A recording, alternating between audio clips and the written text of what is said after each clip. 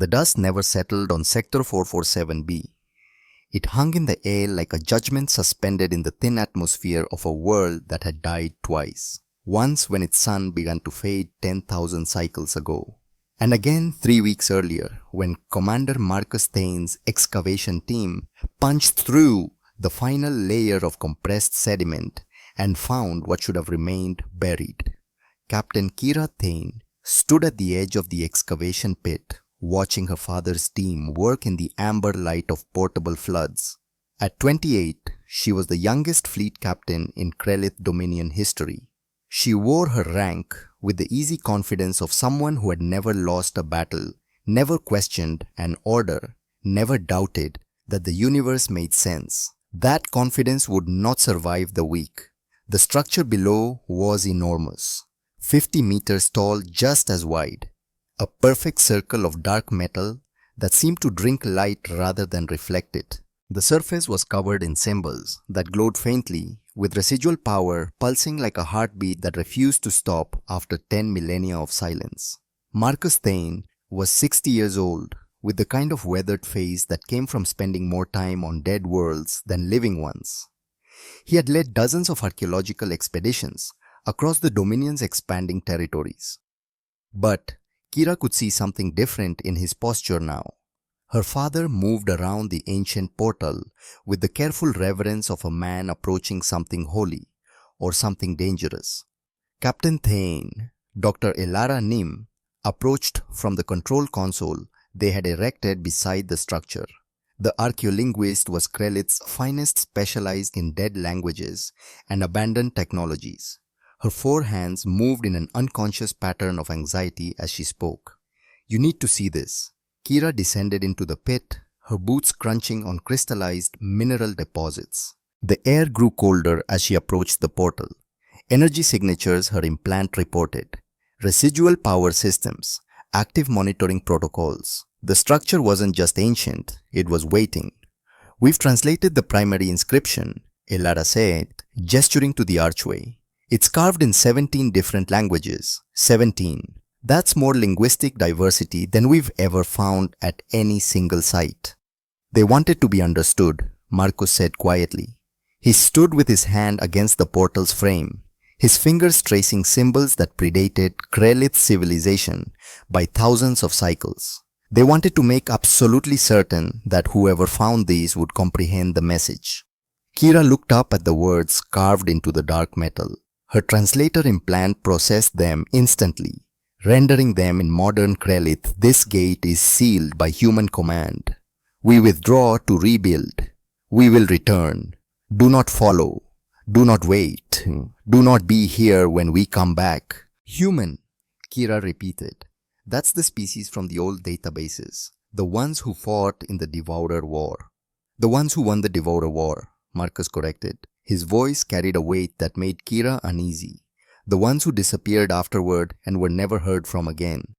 Elara pulled up a holographic display from her datapad. Ancient images flickered in the air, bipedal creatures standing upright on 2 legs. No natural armor, no claws, no visible weapons. Their skin looked soft, vulnerable. By every metric, they appeared to be one of the galaxy's weaker species. "The database files tell a different story," Elara said. She scrolled through military records, battle footage, tactical assessments. The images showed ships of elegant, brutal design, weapons that cracked moons, fleets that moved with mathematical precision. These humans fought for 200 cycles against an enemy that threatened every sentient species in known space. They didn't just survive, they dominated. Kira studied the footage. The human vessels moved like predators, anticipating every maneuver, exploiting every weakness. When the final Devourer hive world fell, it took the human fleet 6 hours to sterilize an entire solar system. "After the war ended, the coalition turned on itself," Marcus said. "Old rivalries, territorial disputes. The humans found themselves fighting former allies, and they kept winning. They won every single engagement." "So why did they leave?" Kira asked. Marcus met her eyes. "That's what scares me.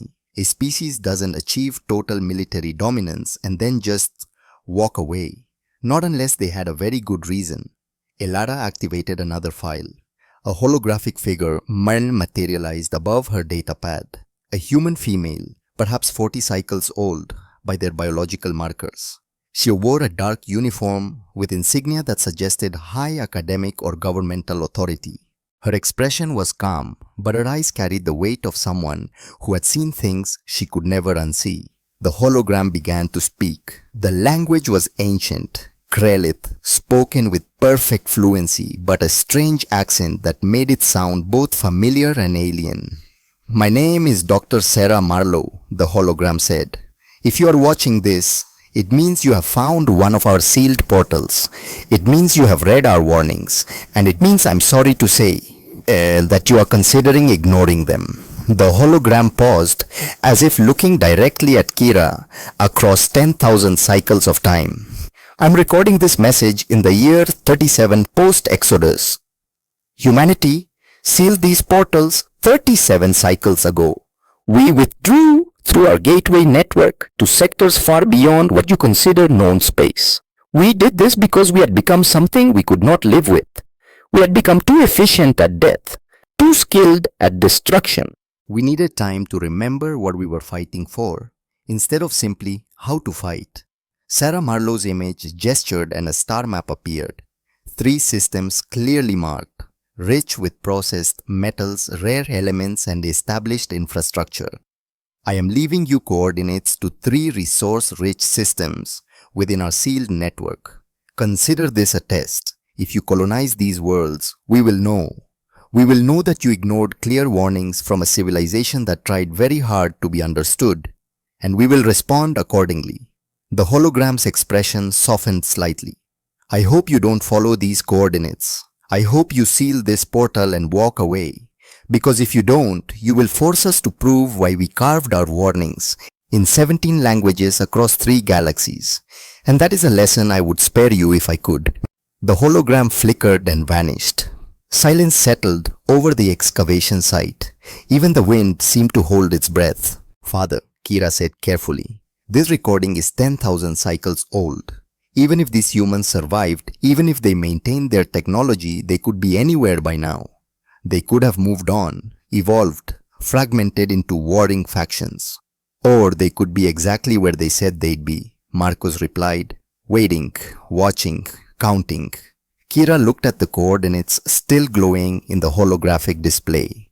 3 systems, unclaimed resources, technology that could advance Dominion science by decades.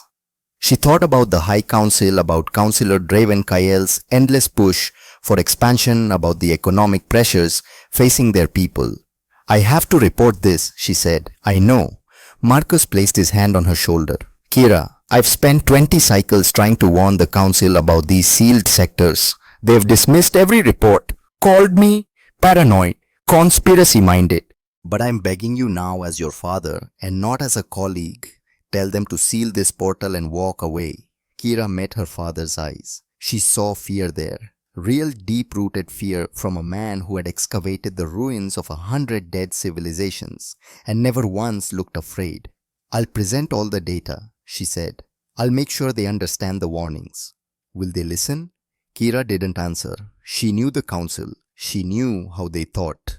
Ancient warnings from a probably extinct species versus immediate tangible resources. The decision was already made. It had been made the point they detected the portal's energy signature from orbit. The High Council chamber on the Dominion homeworld was a cathedral of political power. Holographic representatives from 50 colony worlds floated in concentric circles around the central dais where 7 councillors sat in seats carved from meteor stone. At the head sat High Councillor Sefan Zir, 70 cycles old, with the patient wisdom of someone who had guided the Dominion through 2 economic collapses and 3 border conflicts. Beside him sat Councillor Draven Kael, 55 cycles ambitious, with the kind of charisma that made people forget to ask difficult questions. Kira stood in the presentation sphere, her holographic briefing hovering around her. She showed them everything. The portal, the 17-language warning, Sarah Marlowe's recorded message, the Devourer war records, the coordinates. When she finished, silence filled the chamber. Counselor Draven spoke first. Captain Thane, we appreciate your thorough report. However, I must ask a critical question. How long ago was this warning carved? 10,000 cycles, Counselor. 10,000 cycles, Draven repeated, letting the words hang in the air. In galactic terms, that is not just ancient history, that is geological time. Civilizations rise and fall in less time than that.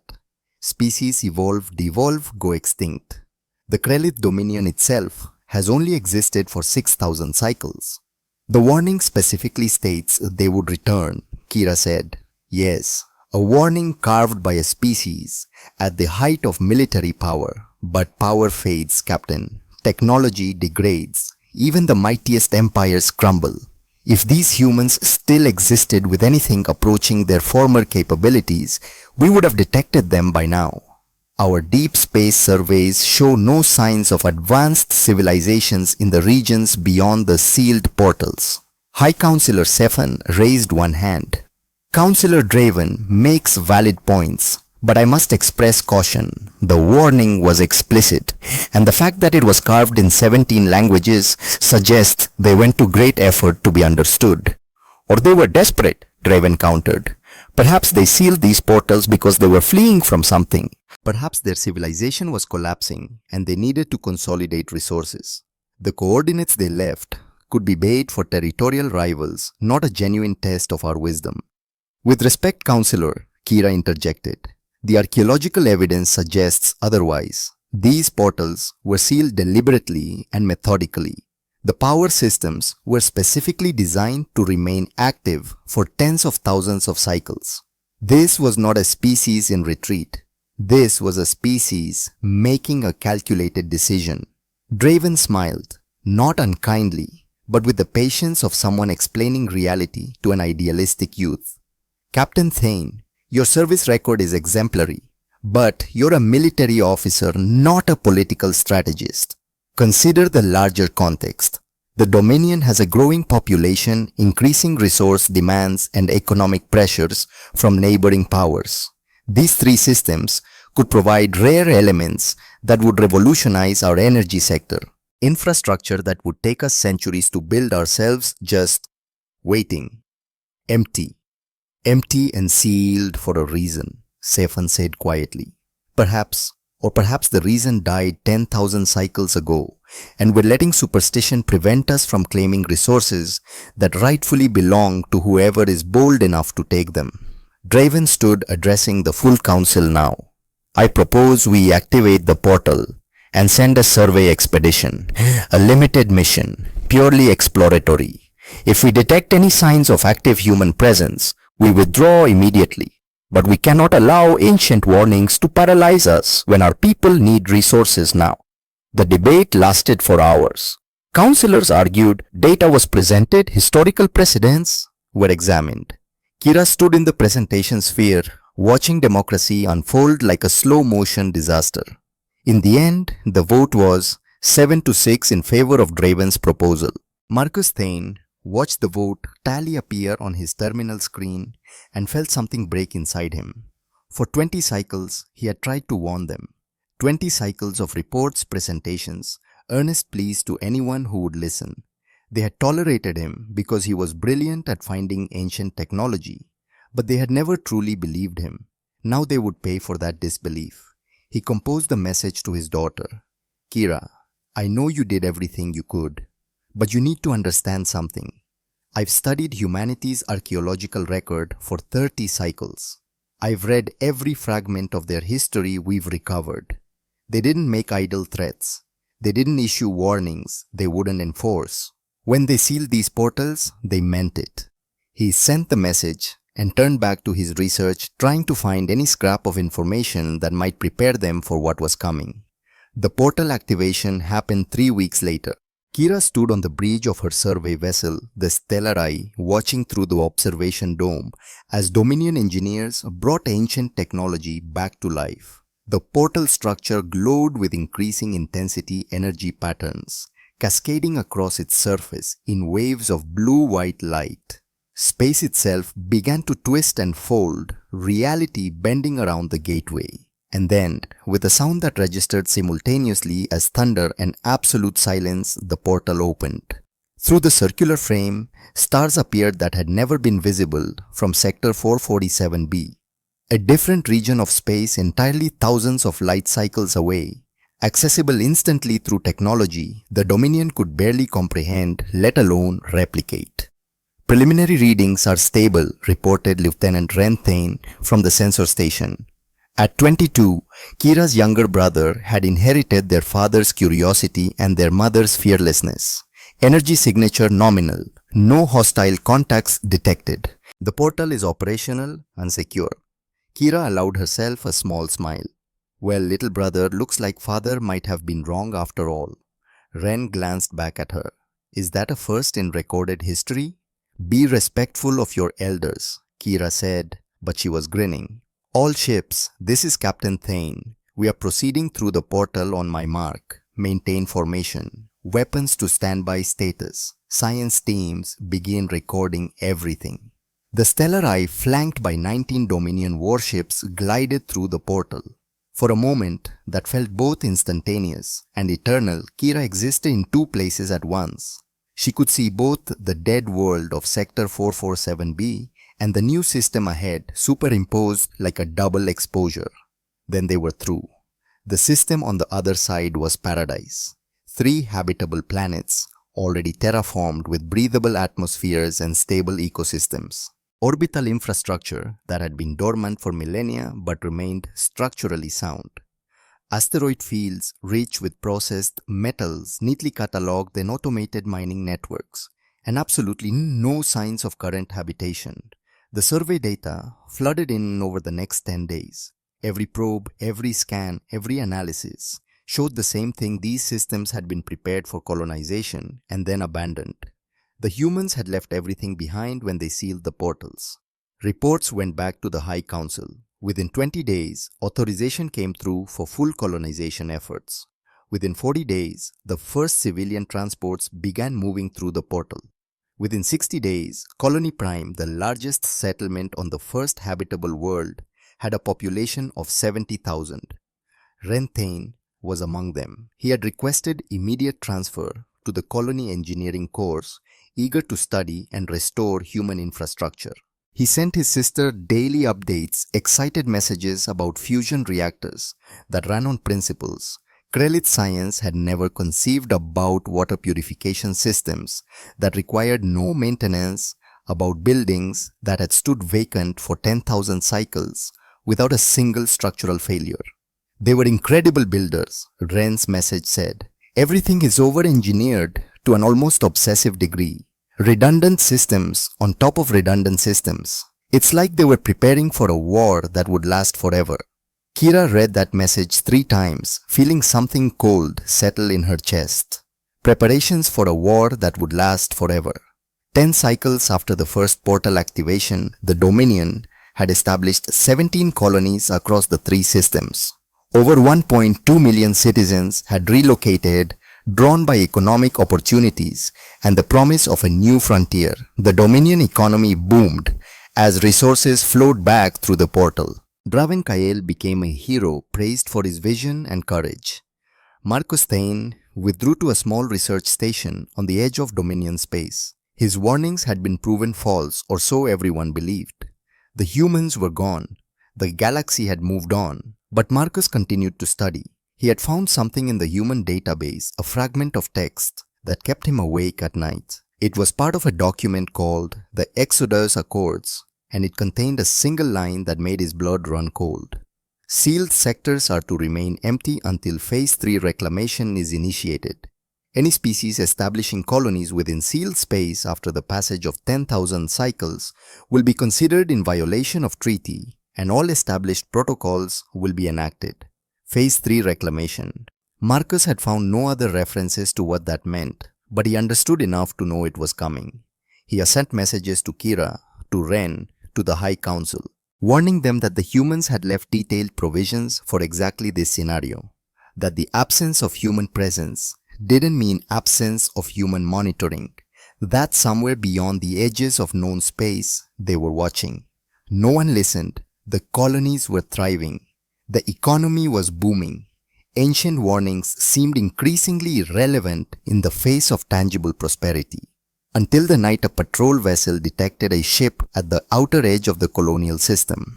Lieutenant Commander Vera Kos was on routine scanner duty when her instruments registered the contact. At first she thought it was a sensor ghost, a glitch in the detection grid. The signature was too small to be a capital ship, but too fast to be a civilian transport. She refined the scan. The contact resolved into a vessel unlike anything in Dominion databases. Sleek, angular, built with a design philosophy that emphasized function over aesthetics. The ship moved between the outer planets with impossible agility, performing scans, taking readings, conducting what was clearly a methodical survey operation. Vera opened a comm channel across all standard frequencies. Unknown vessel, this is Dominion Patrol Command. Please identify yourself and state your purpose in this system. The alien ship did not respond. Vera tried again, cycling through every known communication protocol. The ship ignored every hail. It continued its survey operations, moving from planet to planet with practiced efficiency.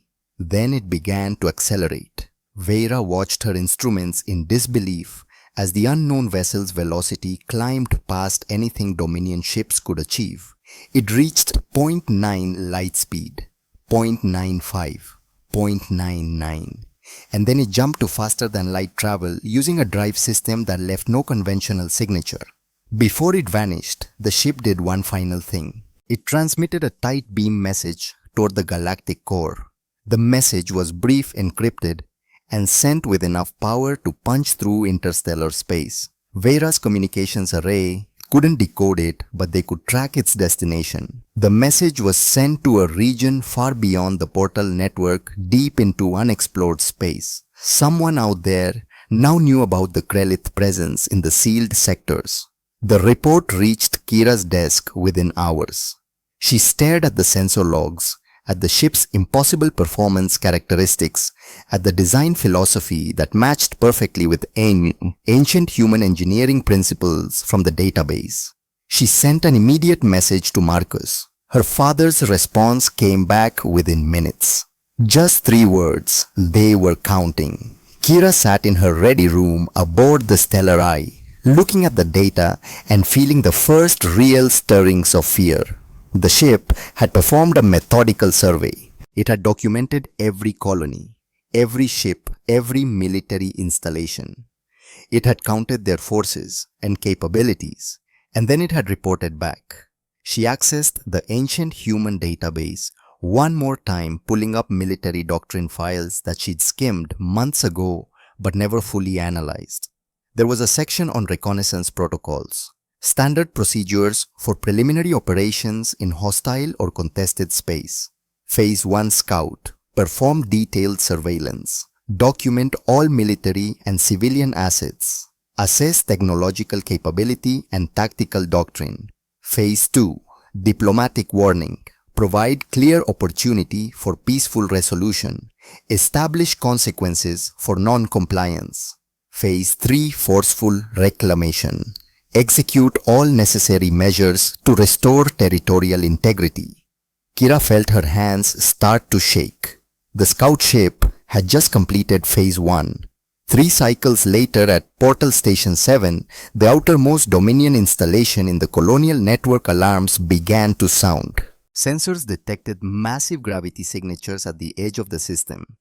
5 vessels emerging from faster-than-light travel in perfect formation, appearing in space with the kind of mathematical precision that suggested either telepathic coordination or computer systems far beyond Krellith capabilities. The duty officer stared at his display as the signatures resolved into actual ships. Angular, efficient, built with the same design philosophy as the scout vessel. But where the Scout had been small and fast, these ships were capital-class warships, each one bristling with weapon systems and surrounded by defensive screens that registered as miniature suns on the energy detectors. The 5 ships took up positions that controlled every exit vector from the system. It was a textbook military maneuver executed with flawless timing. No ship could leave without passing through their firing lines. The officer reached for the emergency comm with shaking hands. This is Portal Station 7 to Dominion Command. We have unknown contacts. 5 capital ships. They've established a blockade formation. Configuration matches ancient human database. Request immediate instructions. The response came back after an agonizing delay. Station 7 hold position. Do not engage. Attempting to establish communication. The 5 human vessels held their formation waiting. Patient. Certain. And then a communication request came through on all frequencies. The transmission contained audio, video and text in perfect modern Krelith with absolutely no accent or translation errors. A human face appeared on every screen in the system, male perhaps 38 cycles old by biological markers. He wore a dark uniform with rank insignia that suggested high military authority. His expression was calm professional, completely devoid of anger or aggression. When he spoke, his voice carried the absolute certainty of someone stating objective facts about reality. I am Captain Garrett Ashford of the United Earth Coalition vessel Valiant. You are in violation of sealed space as established by the Exodus Accords, ratified 10,000 cycles ago. You have been provided warnings in 17 languages. You have been given coordinates as a test of your judgment. You have chosen to establish permanent colonies in territory explicitly placed under human jurisdiction. Ashford paused. His expression never changed, but something in his eyes suggested he was choosing his next words very carefully. You have 30 standard hours to evacuate all personnel and equipment through the portal. After that time, any remaining presence will be considered hostile, and we will be forced to enact Phase 3 protocols. This is the only communication you will receive. The choice is yours. The transmission ended. Across the colonial network in military command centers and civilian settlements on capital ships and mining outposts, Krelith citizens looked at each other in shock. For 10 cycles, they had convinced themselves the warnings were empty, that the humans were gone or weakened or irrelevant. The 5 ships, hanging in space, powerful and patient and utterly confident, proved otherwise. On Colony Prime, Ren Thane stood at the window of his engineering quarters looking up at the night sky. Behind him, his comm terminal blinked with an urgent message from his sister. Kira's voice was tight with controlled fear. Ren, request immediate evacuation to the nearest military transport. Do not wait for official orders. Get to the portal. Get out. Please. Ren looked around his quarters at the human technology he'd spent cycles studying and beginning to understand. At the civilization these beings had built and then walked away from because they had judged themselves too dangerous to remain. He understood now. The over-engineering, the redundant systems, the preparation for eternal war. These humans hadn't built cities. They had built fortresses. They hadn't created homes. They had created fallback positions. They had always known they might need to come back. Ren grabbed his emergency pack and ran for the transport terminal, his sister's warning echoing in his mind. Aboard the Stellar Eye, Kira stood on the bridge and looked at the tactical display. 5 human ships, 20 Dominion warships in the immediate area. On paper, the odds favored the Dominion 4-1. But Kira remembered the scout ship's impossible speed. She remembered Sarah Marlowe's warning. She remembered her father's fear. Captain, her tactical officer reported, Dominion Command is ordering all ships to combat readiness. Councillor Draven is refusing to evacuate. He's demanding we hold our ground and demonstrate Dominion sovereignty. Of course he is, Kira said quietly. She opened a private channel to her father's research station. Marcus answered immediately, his aged face filling her screen. He looked like he'd been crying. Kira, I know, father, you were right about everything. I'm sorry we didn't listen. Marcus shook his head. I don't care about being right. I care about you and your brother surviving. Please get Ren out first. Promise me. Kira swallowed hard. I promise. They looked at each other across the vast distance, a father and daughter who had wasted too much time arguing about warnings that should have been heeded. I love you, Marcus said. I love you too, father. The channel closed. Kira turned back to her bridge crew and began issuing orders. She would save as many people as she could. She would get Ren to safety.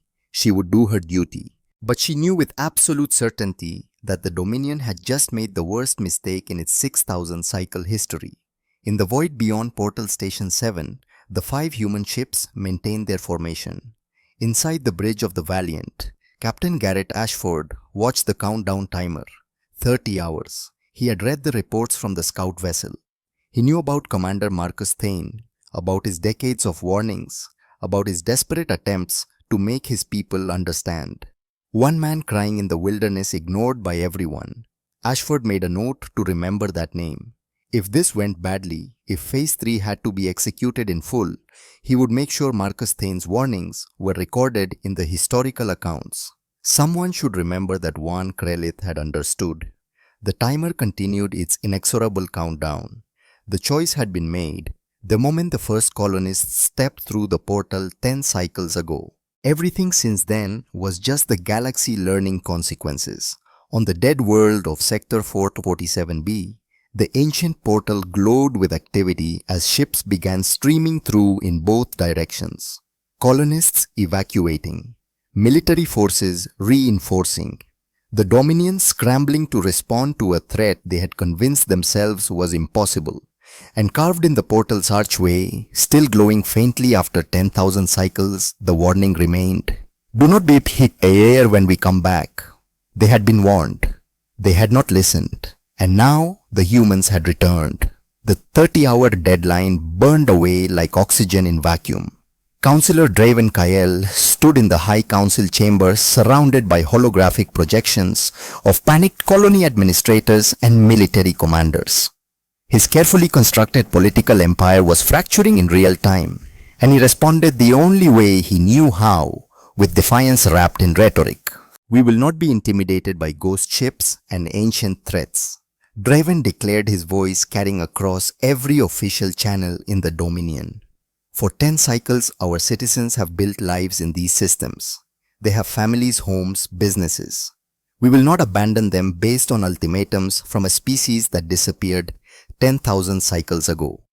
High Councillor Sefanzir sat in his meteor stone chair, looking older than his 70 cycles. Councillor Draven, we have confirmation that these vessels match ancient human design specifications. The scout ship demonstrated capabilities far beyond our technology. Perhaps wisdom lies in cowardice, Draven interrupted, in surrendering our sovereignty the moment someone makes demands. We have 20 capital ships in the immediate area. Reinforcements can arrive within days. The mathematics favor us, Councillor. Mathematics, Sefan said quietly, do not account for variables we do not understand. But the vote had already shifted. Fear and pride made dangerous partners, and the Council chose pride. The order went out to all Dominion forces. Hold position. Demonstrate resolve. Prepare for potential hostile action. Captain Rylan Voss received the orders aboard his flagship Dominion's Pride. At 42 cycles, he was one of the youngest fleet commanders in Krelith history, promoted through a combination of tactical brilliance and political connections to Draven's faction. He had fought pirates, border skirmishes, and one brief war with the Ven Collective. His record was unblemished. He read the orders 3 times, feeling something cold settle in his gut. Tactical, he said to his bridge crew, what's our current disposition? 20 capital ships, sir. The Dominion's Pride, Sovereignty, Vigilance, and 17 others. Full weapons load. Shields at maximum. We have the human vessels outnumbered 4-1. And their capabilities unknown, sir. The scout ship demonstrated faster than light speeds we can't match and drive signatures we can't identify. These 5 vessels are capital class, significantly larger than the scout.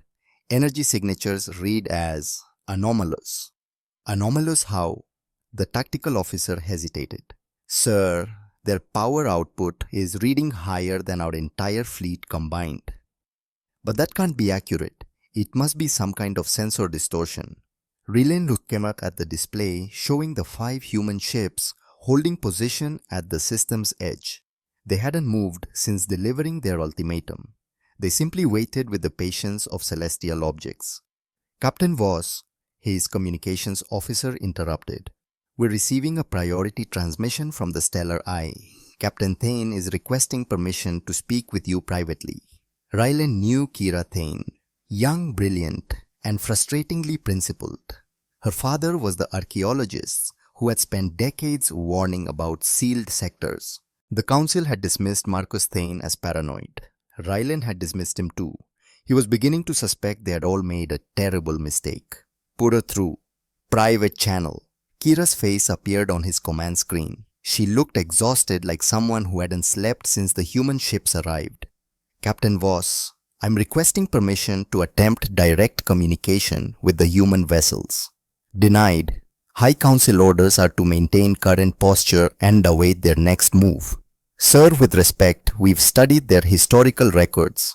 When humans issue ultimatums, they mean them. They're not bluffing. They're giving us one last chance to avoid what comes next.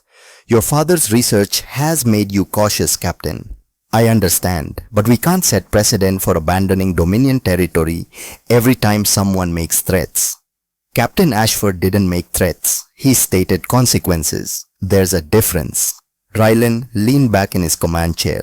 Captain Thane, I've read the same files you have. Yes, the humans were formidable 10,000 cycles ago, but civilizations change. Technology advances or decays. For all we know, these 5 ships represent their entire remaining fleet. Perhaps they're hoping we'll evacuate based on their ancient reputation because they can't actually back up their demands.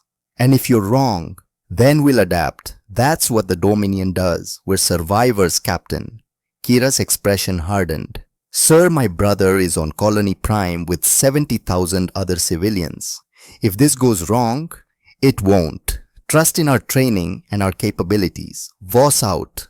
The channel closed. Rylan turned back to his tactical display, pushing down the small voice in his head that sounded disturbingly like Marcus Thane's warnings.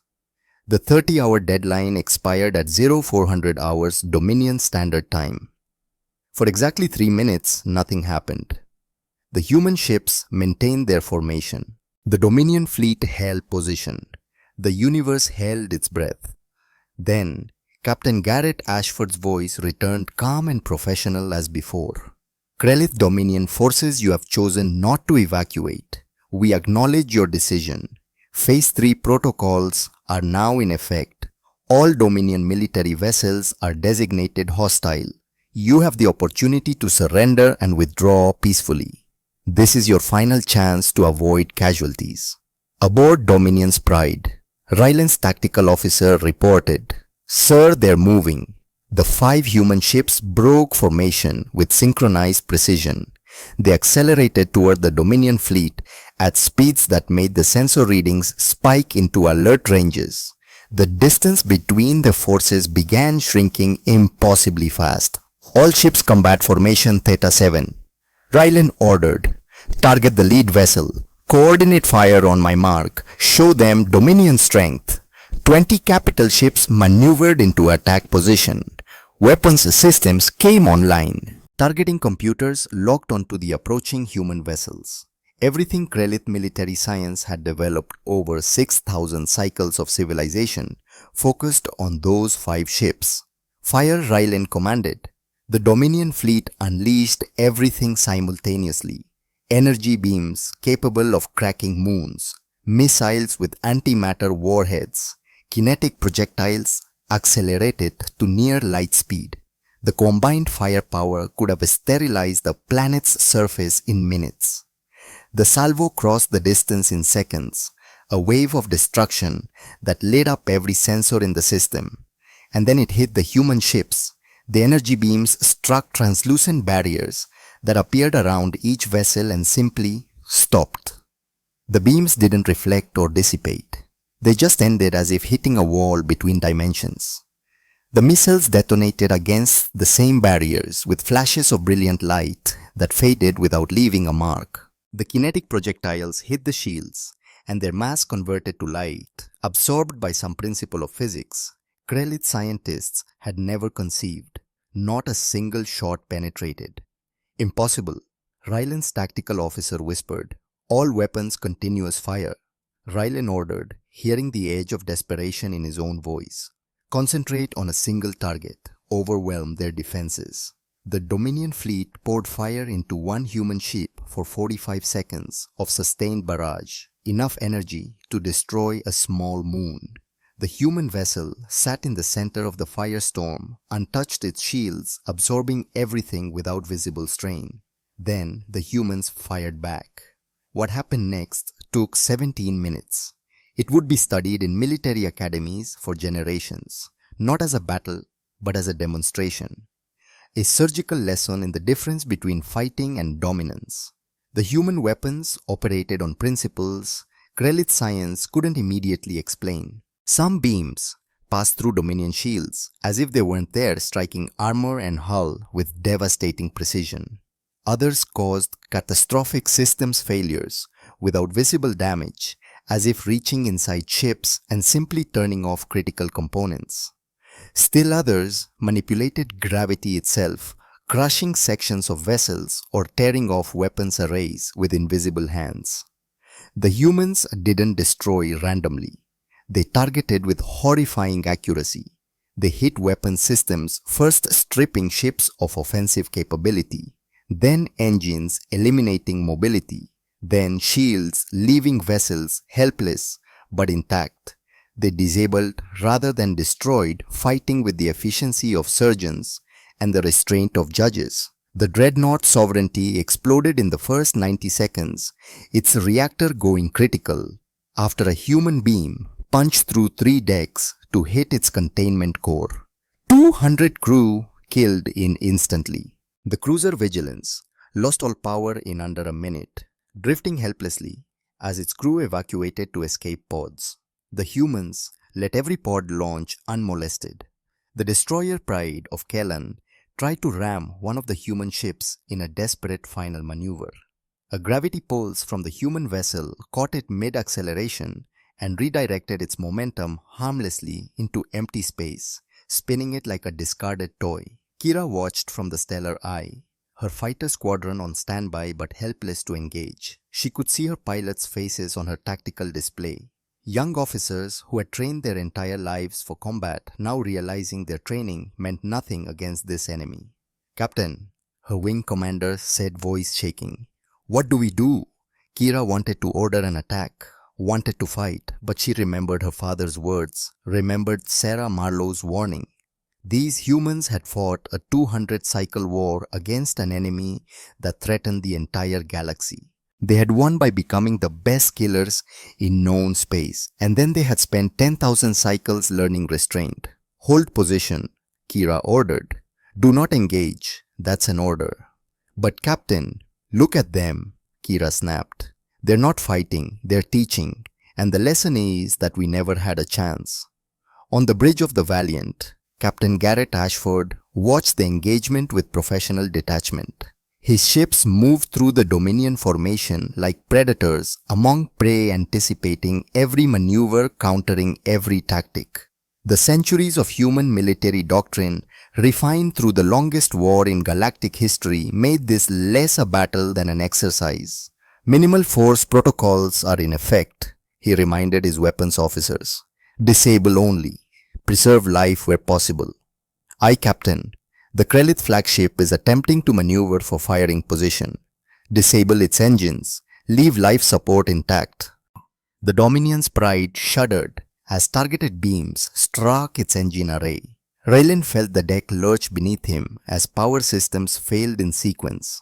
Damage reports flooded his board, engines offline, weapons offline, shields failing. But life support remained stable. Emergency systems maintained atmosphere and gravity. They weren't being destroyed, they were being neutralized.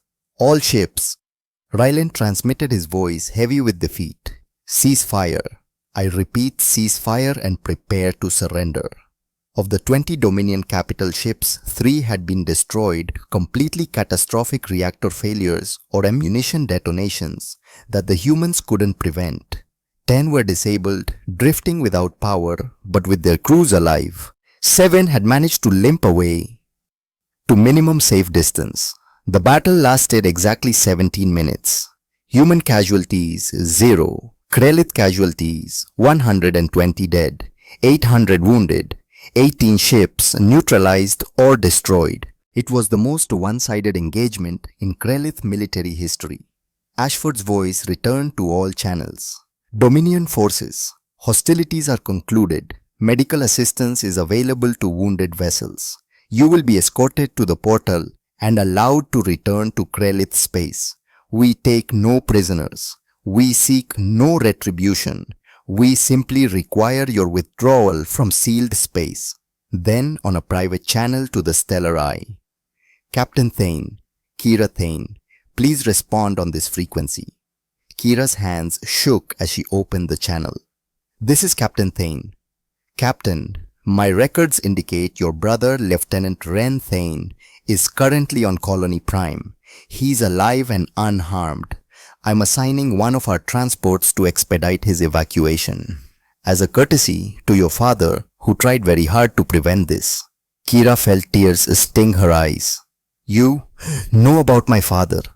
Commander Marcus Thane sent us 47 messages over 20 cycles. Warnings, please, translations of our own protocols. He understood what we were and what we would do.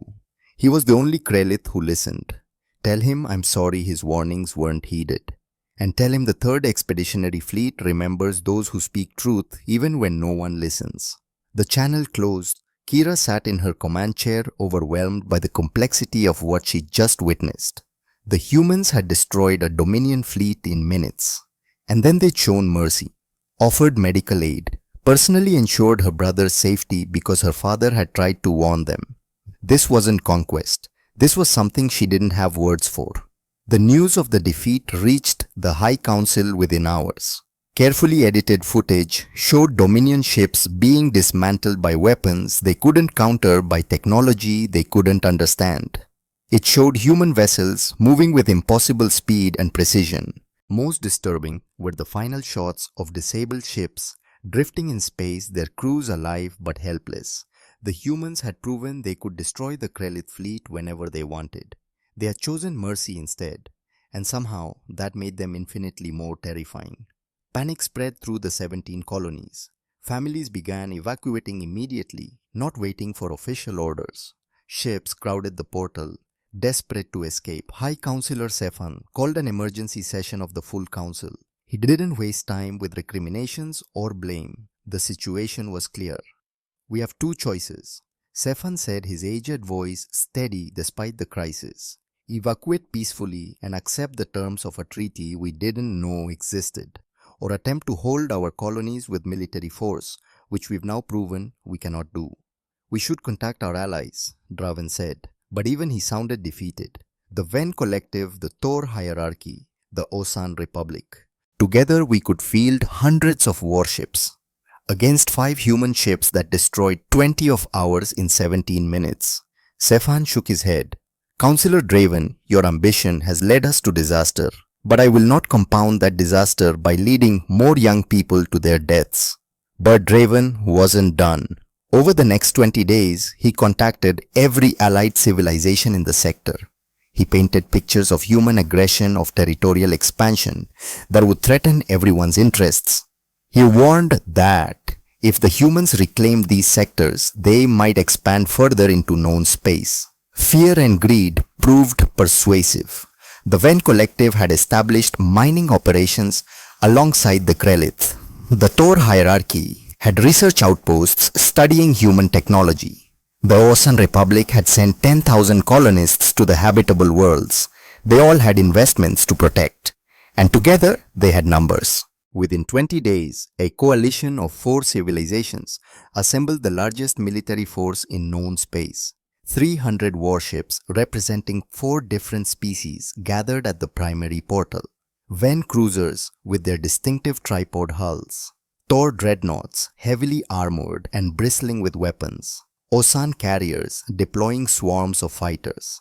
And Krelith capital ships, their crews determined to redeem their earlier defeat. Councillor Draven took personal command of the combined fleet aboard the flagship Dominion's Glory. He saw this as his chance for redemption. 300 ships against 5. The mathematics were undeniable. Kira watched the fleet assemble with growing horror. She had tried to resign her commission after the first battle, but her request was denied. She was ordered to join the combined fleet as an advisor on human tactics. Her squadron of fighters, reduced to 12 survivors from the original 60, was absorbed into a Ven carrier group. Her brother Ren had been evacuated safely. Just as Ashford promised, he was back on the Dominion homeworld, now sending her desperate messages. "Big sis, please don't go back there. Please. They'll kill everyone." But she couldn't refuse orders, and part of her still hoped that she could somehow prevent complete disaster. The combined fleet crossed through the portal in waves. 300 warships deployed into defensive formations around the Krelith colonies. Sensor networks were established throughout the occupied systems. Fighter squadrons flew constant patrols. Every ship stood at battle stations ready for the human response. Draven stood on the command deck of Dominion's Glory, watching the deployment with satisfaction. The sheer scale of the force was overwhelming. Surely the humans would see reason. Surely they would negotiate rather than fight. High Counselor Sephan had made one final plea before the fleet departed, quoting from Marcus Thane's research from the ancient human database. He had argued that the Dominion was repeating the same mistakes that led to the first defeat, assuming they understood human capabilities based on limited information. But Draven had dismissed these concerns. 300 ships was a force that demanded respect. The combined fleet waited. Days passed with no sign of human vessels. Draven began to believe his gamble had worked. The humans had seen the military build-up and decided that retaking the sectors wasn't worth the cost. On the 7th day, the outermost sensors detected something. The readings made no sense initially. The technician monitoring the display thought there was a malfunction. The gravity signatures were so massive they resembled the stellar phenomena rather than ships. But as the data resolved, the truth became clear.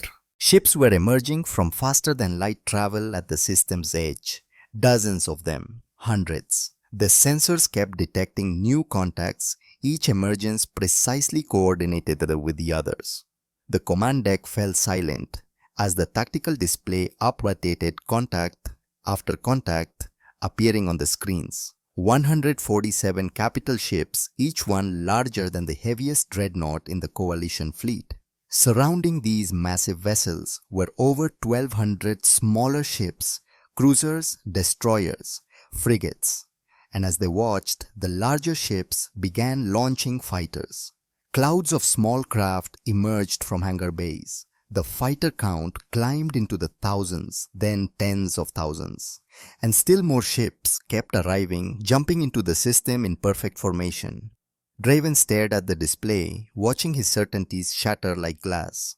This wasn't a fleet. This was an armada capable of conquering entire galactic sectors. Every ship showed power readings far beyond anything the coalition possessed.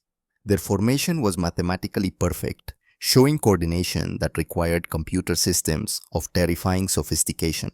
The human fleet filled the sensor screens, and still more contacts appeared. A communication request came from the largest human vessel. The ship was beyond massive. It made even Dominion's Glory look like an escort craft. It was less a warship and more a mobile fortress, bristling with weapons and surrounded by defensive screens that registered as small suns on the energy detectors. Draven accepted the transmission with shaking hands. A human appeared on the screen wearing a dark uniform with a rank insignia that marked him as someone of supreme authority. He looked perhaps 55 cycles old, with silver hair and eyes that had seen things Draven couldn't imagine. When he spoke, his voice carried the same calm professionalism as Ashford's, but with an added weight of absolute authority. "I am Admiral Thaddeus Corbin, commanding the 3rd Expeditionary Fleet of the Unite Earth Coalition. Counselor Draven Kyle, I recognize you from our intelligence briefings. This communication will be brief. You were warned 10,000 cycles ago when we sealed these portals. Captain Ashford warned you again 28 days ago. You have chosen to ignore both warnings and have assembled a military force in violation of sealed space. This is unacceptable. Draven tried to speak, but Corbin continued without pause. You will have 10 standard days to evacuate all personnel and equipment from the sealed sectors. After that time, we will reclaim our territory by force. We have brought the full strength of the 3rd Expeditionary Fleet to demonstrate that resistance is futile. You face approximately 1,400 human military vessels. We have 6 more fleets of similar size deployed across our territories. Your 300 ships, while impressive by your standards, are not a meaningful obstacle. Corbin's expression never changed as he delivered this message. There was no anger, no satisfaction. He spoke like someone reading technical specifications. I suggest you examine your tactical situation carefully, Counselor. You have lost before this engagement even begins. The only question is, how many of your people die before you accept that reality? I hope for their sake that you choose wisdom. Admiral Corbin out. The transmission ended. On the bridge of Dominion's glory, in command centers across the Coalition fleet, in civilian settlements on 17 colony worlds, the realization settled like a death sentence. They hadn't fought the human fleet. They had fought a patrol group. 5 ships out of over 1,400. And those 5 ships had destroyed 20 Krelith capital ships in 17 minutes. Kira sat in her fighter cockpit strapped into her launch cradle aboard the Ven carrier and felt something break inside her chest. She accessed her father's research files one more time, pulling up the sections on human military doctrine she had skimmed before but never truly absorbed. There was a fragment from something called the Doctrine of Overwhelming Response. When treaty violations occur, response must be proportional to the violation's scale, but decisive enough to prevent repetition. Project sufficient force to make resistance obviously futile. Minimize casualties through demonstration of unstoppable power. The humans hadn't sent everything they had. They had sent enough to make the point clear. They could have destroyed the Coalition fleet from the moment they arrived. Instead, they were giving Draven 10 days to make the right choice. It was mercy disguised as overwhelming force. Kira opened a channel to her squadron, the 12 pilots who had survived the first battle. Listen to me carefully. When the fighting starts, and it will start, because Draven won't surrender, I want you to eject immediately. Don't try to be heroes. Hit your ejection systems and pray the humans honor their pattern of taking no prisoners. Understood? But Captain, that's an order. Your job is to survive this stupidity and tell people what happened here. Someone has to remember. She thought about sending a final message to her father, but couldn't find the words. Instead, she composed a message to Ren. Little brother, find father's research. All of it. Compile it. Publish it. Make sure every school, every military academy, every government office in the Dominion has access to it. Because Dad tried to save us and we didn't listen. Don't let his warnings be forgotten. She encrypted the message and set it to Ottosen if her fighter's life signs went offline. Then she waited for Counselor Draven to make his final fatal mistake. It took Draven 3 days to make his decision. 3 days of consultations with allied commanders, debates with his advisory council, and calculations of odds that didn't account for the fundamental problem you can't negotiate with mathematics. On the morning of the 4th day, he gave the order. All coalition forces, this is Supreme Commander Draven Kyle. We will not surrender our sovereignty to intimidation, regardless of the force arrayed against us. We will demonstrate that 300 united ships fighting for their homes and their freedom cannot be dismissed. Prepare for engagement, for our colonies, for our people, for the future of free civilizations we fight. It was a stirring speech. It would have been inspiring if it wasn't completely delusional. The coalition fleet advanced toward the human formation in textbook battle array. 300 ships organized by species with clear command hierarchies and established tactical doctrines. The humans didn't move. They simply waited. When the coalition fleet came within weapons range, Draven gave the order to fire. 300 warships unleashed everything they had simultaneously. The combined firepower was staggering enough to crack several planets, enough to sterilize entire moons. Energy beams, missiles, kinetic weapons, Exotic radiation, gravity pulses, and every form of destructive technology four civilizations had developed. The barrage filled space with light and fury, and then it hit the human defensive screens. The humans had clearly studied every aspect of the coalition fleet during their approach. They knew the capabilities of each ship type. They understood the tactics of each species. They had identified command structures and communication networks. Now they exploited every weakness with surgical precision. The first wave of human fire targeted command ships and fleet coordination vessels. Within minutes, the coalition's unified command structure collapsed into chaos. The Krelith ships tried to maintain formation, but the Ven vessels panicked and broke ranks. The Tor attempted aggressive maneuvers that left them exposed. The Osan ships tried to retreat, creating confusion in the rear formations. The humans fragmented the coalition fleet within the first hour, dividing the forces and destroying them piece by piece. Each species fought alone, unable to coordinate with their allies, picked apart by human task forces that moved with practiced efficiency. What followed was not a battle. It was a systematic demonstration. The humans fought like they had done this 1,000 times before. Every human ship seemed to know exactly where every other human ship would be at any moment. Their firing patterns interlocked into zones of absolute lethality that no coalition ship could survive. They moved faster, shot straighter, and anticipated every move the coalition made. But the most terrifying aspect remained the restraint.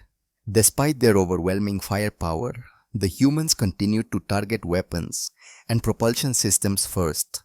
They disabled ships rather than destroying them. Life pods that ejected from damaged vessels were allowed to escape. Coalition installations that surrendered were surrounded and given protection. The humans fought like they were following strict rules of engagement, even while systematically dismantling everything the coalition had brought. Kira launched with her squadron when the Ven carrier came under attack.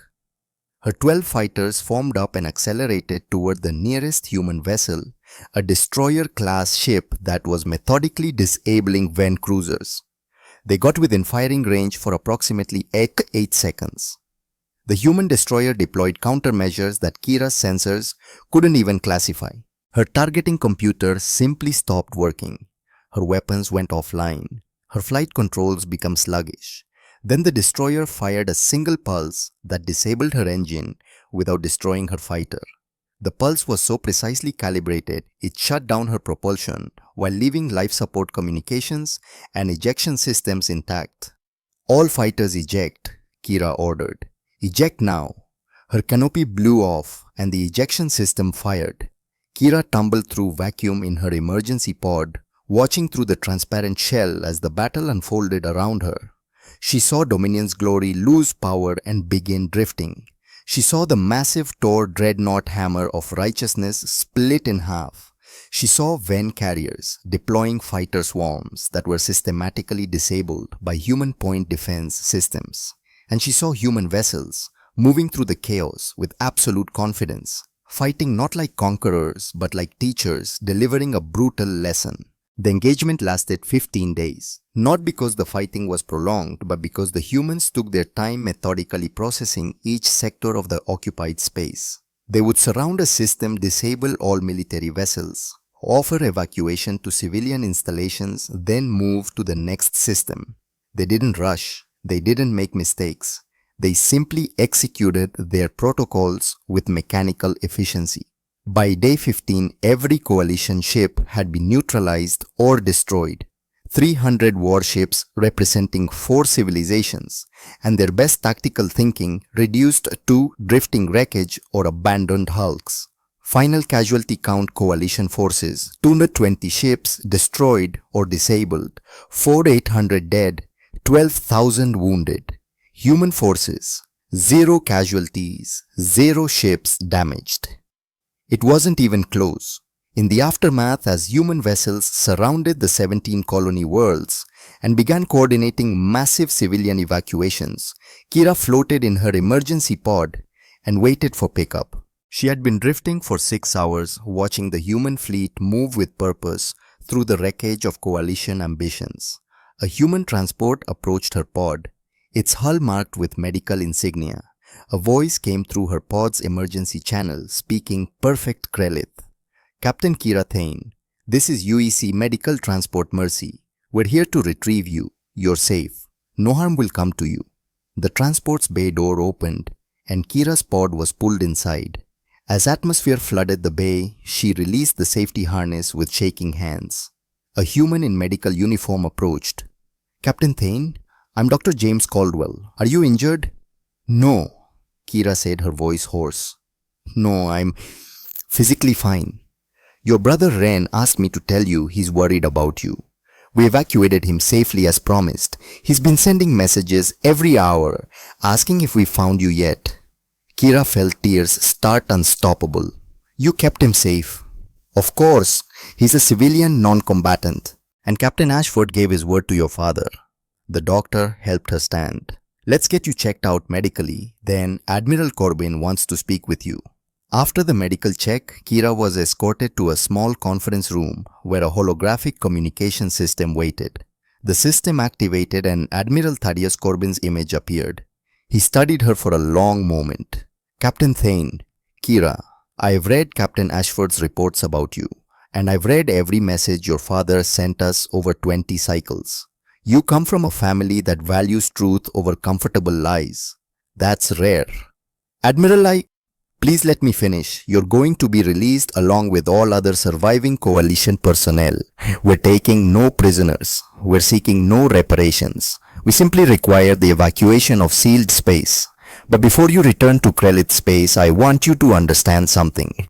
The hologram shifted, showing human territory far beyond the sealed sectors. Star systems by the thousands. Shipyards producing vessels in numbers that made the Third Expeditionary Fleet look modest. Populations in the trillions. This is a fraction of human space, Corbin said. We span multiple galaxies. We have resources you can't imagine, and technology you wouldn't believe. We could have conquered this entire galactic sector 10,000 cycles ago with minimal effort. We chose not to. Do you understand why? Kira looked at the scope of human civilization and felt something like vertigo. Because you learned restraint. Because we learned that being able to destroy everything doesn't mean you should. We spent 10,000 cycles rebuilding our culture around that simple principle. Power without purpose is just destruction. We came back to reclaim what was ours by right, but also to demonstrate that we remember the lessons we learned in blood. The Admiral's expression softened slightly. Your father understood that. He tried to tell your people that some warnings come from those who have survived what you haven't faced. I want you to go back and help them understand. Will you do that? Kira nodded, not trusting her voice. Good. Your transport leaves in 2 hours. Your brother is waiting for you on the other side of the portal. And Captain Thane tell Marcus Thane that Admiral Corbin sends his respect. He was the voice screaming in the wilderness. We heard him even if his own people didn't. The hologram faded. 2 hours later, Kira Thane crossed back through the portal into Krelith space. She was greeted by her brother Ren, who had been waiting at the portal station for days, refusing to leave until she returned. They held each other without words, survivors of a catastrophe that had been entirely preventable. And Kira began to understand what her role would be. Someone had to tell this story. Someone had to make sure the galaxy understood what had happened and why. Someone had to finish what her father started. The evacuation took 63 days. 1.2 million civilians packed into every available transport, streaming back through the portal in an exodus that rewrote the meaning of the word. The humans coordinated the entire operation with methodical precision, providing escorts for civilian vessels, offering medical support for the injured, even supplying food and water to colonies that had depleted their emergency reserves. Kira watched it from the Krelith side of the portal, assigned to help process the returning refugees. She saw families who had built entire lives in those systems now returning with whatever they could carry. She saw children who had been born in the colonies. She saw the elderly, confused and frightened, asking why they had to leave. And she saw Counselor Draven Kael Brought back in restraints aboard a prisoner transport, his political career destroyed by the most catastrophic military defeat in Krelith history. The High Council met in emergency session to determine his fate. Kira was called to testify. She stood in the presentation sphere surrounded by holographic counselors and told them everything. The warnings ignored, the battles lost, the mercy shown, the scale of human civilization they had glimpsed through Admiral Corbin's briefings. When she finished, High Counselor Sephanan spoke with the weariness of someone who had aged a decade in 2 months. Captain Thane, in your professional military assessment, could we have won any engagement against the humans? No, High Counselor. Not with 20 ships, not with 300, not with 3,000. The technological disparity is absolute. The tactical advantage is insurmountable. We were fighting a civilization that spent 200 cycles, perfecting the art of war against an enemy that threatened all sentient life. And then they spent 10,000 cycles refining those capabilities while learning restraint. We never had a chance. Then why didn't they simply destroy us? Kira met his eyes. Because they're not the species they were 10,000 cycles ago. They learned that real strength isn't the ability to destroy. It's the wisdom to know when not to. Draven was sentenced to life imprisonment. His political faction collapsed. The council members who had supported colonization faced censure or forced retirement. The Dominion government that had ignored Marcus Thane's warnings for 20 cycles fell apart within weeks. High Counselor Sephan assumed emergency powers and immediately opened treaty negotiations with the United Earth Coalition. The humans sent an ambassador. Dr. Sarah Marlowe arrived through the portal 3 weeks after the evacuation was complete. She was 80 cycles old now, with white hair and the kind of face that carried 10,000 cycles of experience, like geological formations. She walked with a slight hesitation, as if her body was still adjusting to being awake after millennia in cryosleep. Kira was assigned as her military liaison, the young captain who had witnessed humanity's return escorting the woman who had warned them it would happen. They met in a diplomatic suite on the Dominion capital station. Marlowe looked at Kira with eyes that had seen civilizations rise and fall and smiled. "You look like your father," she said. Same expression of someone who has learned a terrible truth and now carries the burden of making others understand it. "Dr. Marlowe, Sarah, please. I'm too old for formality. And I'm sorry, Kira. I'm sorry that my warning wasn't clear enough. I'm sorry that your people paid in blood for a lesson I tried to teach gently." Kira felt her throat tighten. "You gave us every chance. We chose not to listen." "Yes, but that doesn't make it hurt less." Sarah moved to the window overlooking the station's docking bays. "I've been asleep for most of human history, since the Exodus. I went into cryosleep hoping I'd never wake up, that you'd all be wise enough to heed our warnings. When the scout ship detected your colonies, Admiral Corbin gave me a choice: stay asleep or wake up and help negotiate the aftermath. I chose to wake up because I felt responsible. I'm the one who left those coordinates as a test. I never thought anyone would actually colonize them. You underestimated political ambition." "No, I underestimated how quickly fear and greed overcome wisdom." Sarah turned from the window.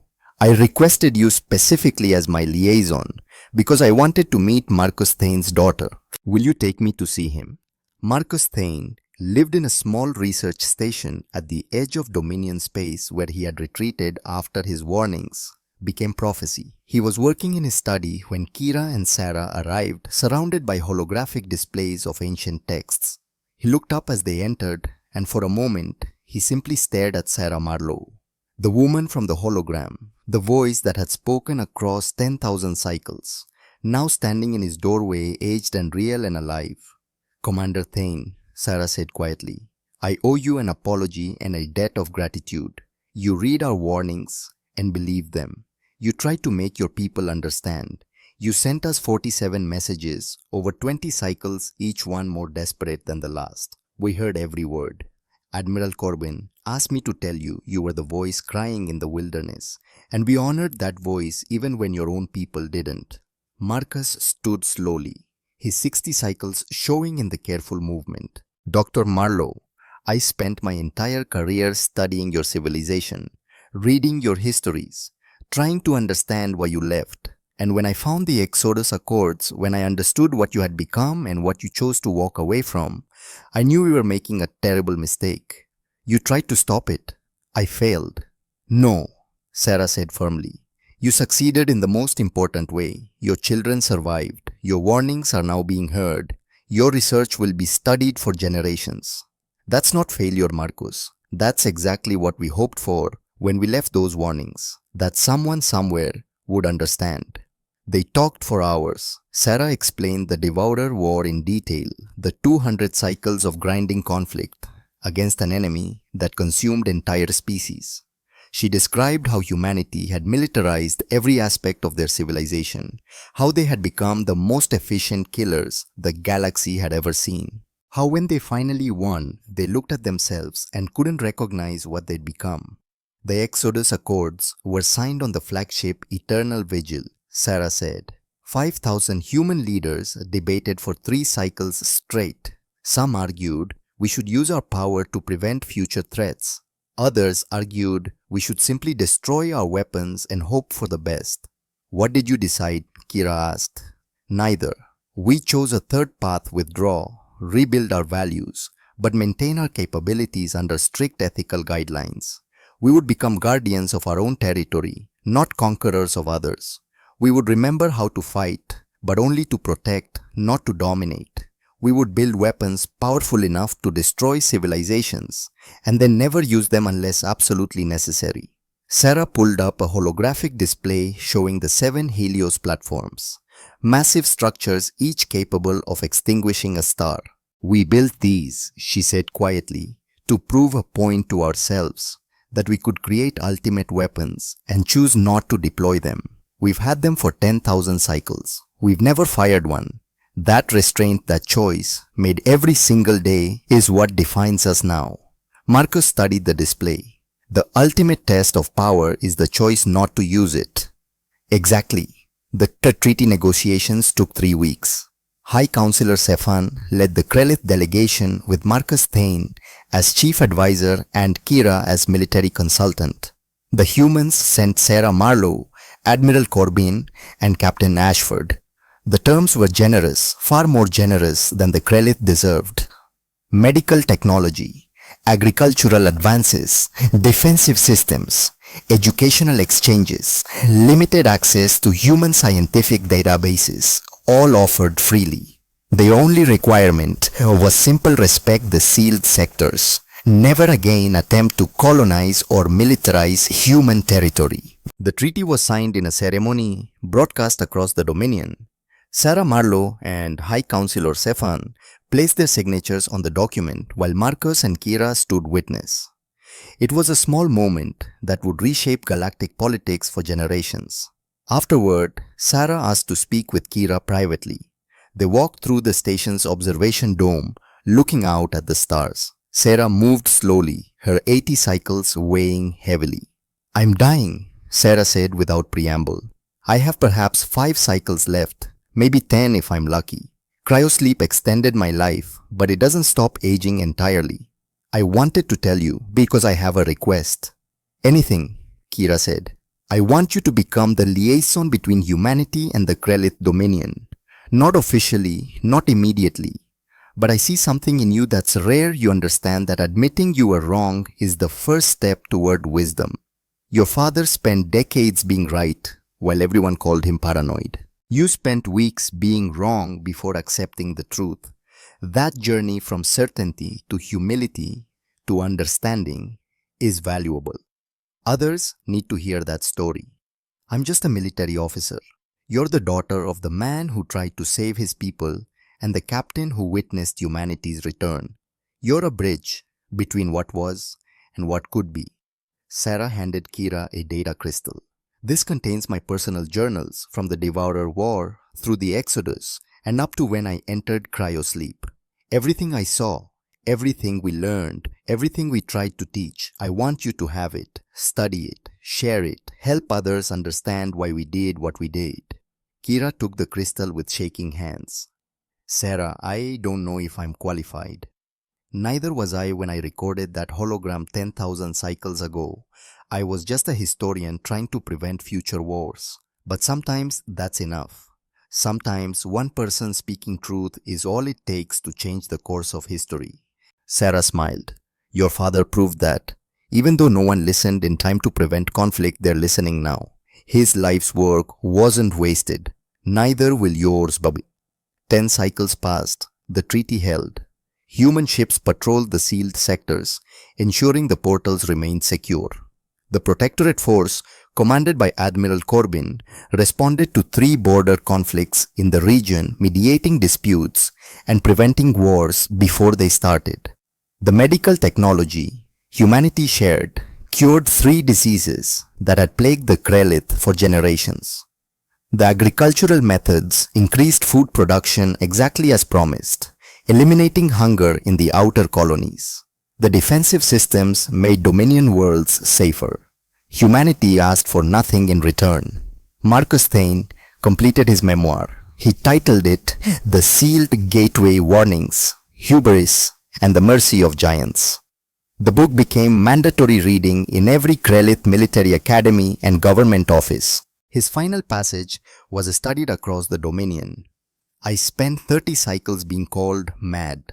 My daughter thought I was paranoid. The council thought I was a fool.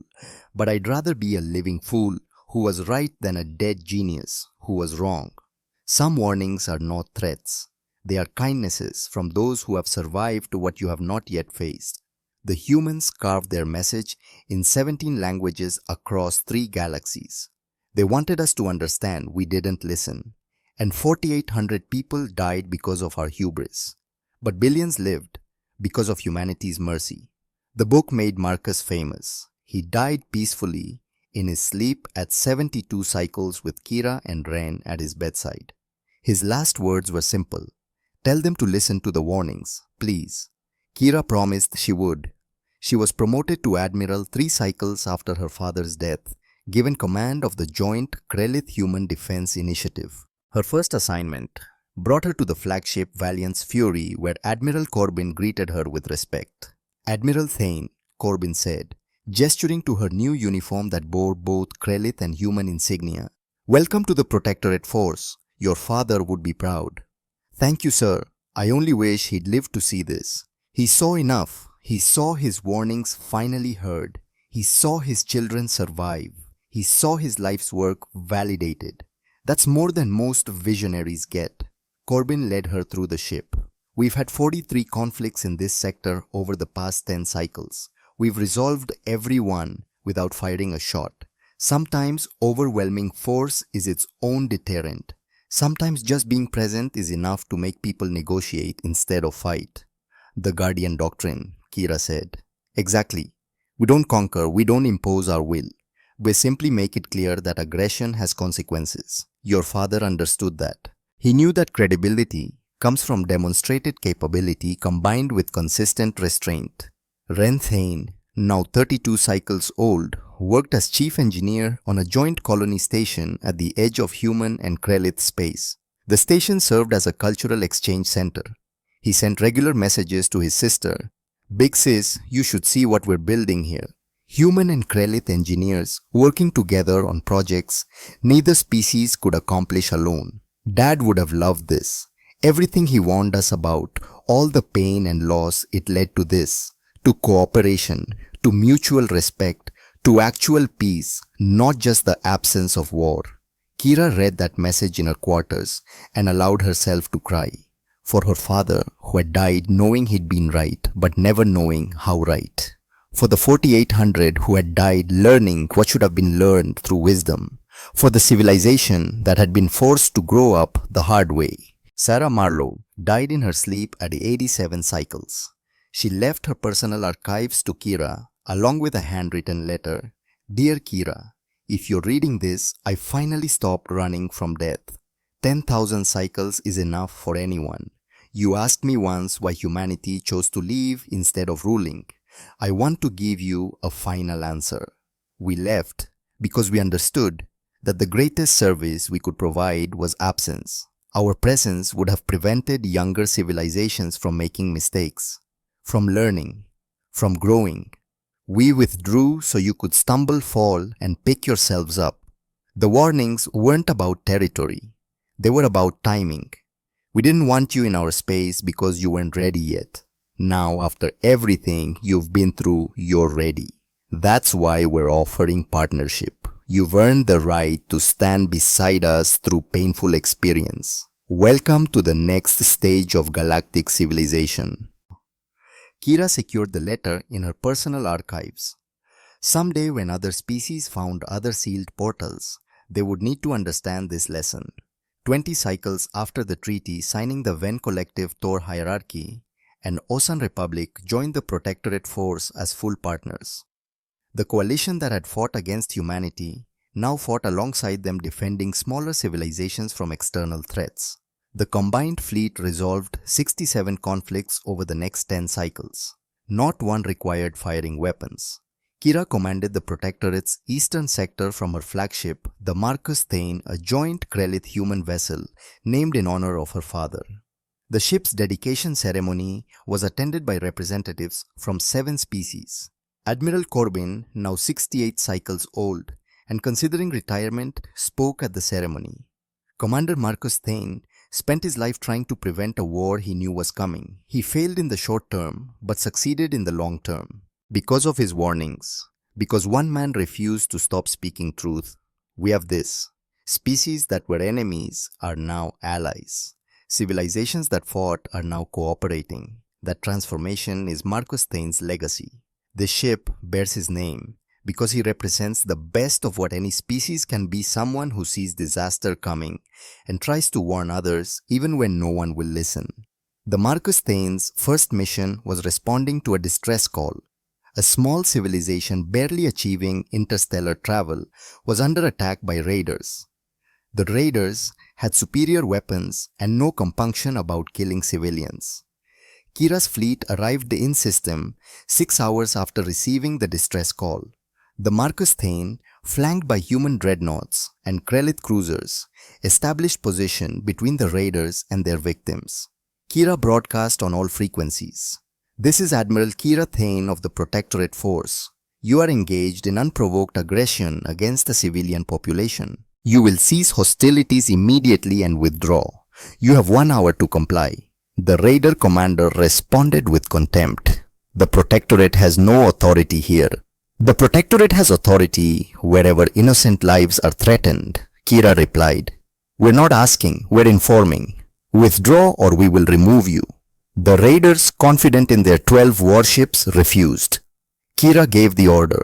The human dreadnoughts activated their weapon systems. The energy signatures alone made the raider ships' sensors overload. The raiders withdrew within 15 minutes. 0 shots fired. 0 casualties. The small civilization they'd saved sent a transmission. Who are you? Why did you help us? Kira thought about her father, about Sarah Marlowe, about the long journey from ignorance to understanding. We're guardians, she said simply. We help because someone has to, because we remember what it's like to be vulnerable, because we've learned that real strength isn't the ability to destroy, it's the wisdom to know when to protect instead. 30 cycles after the treaty signing, Kira Thane was 58 cycles old.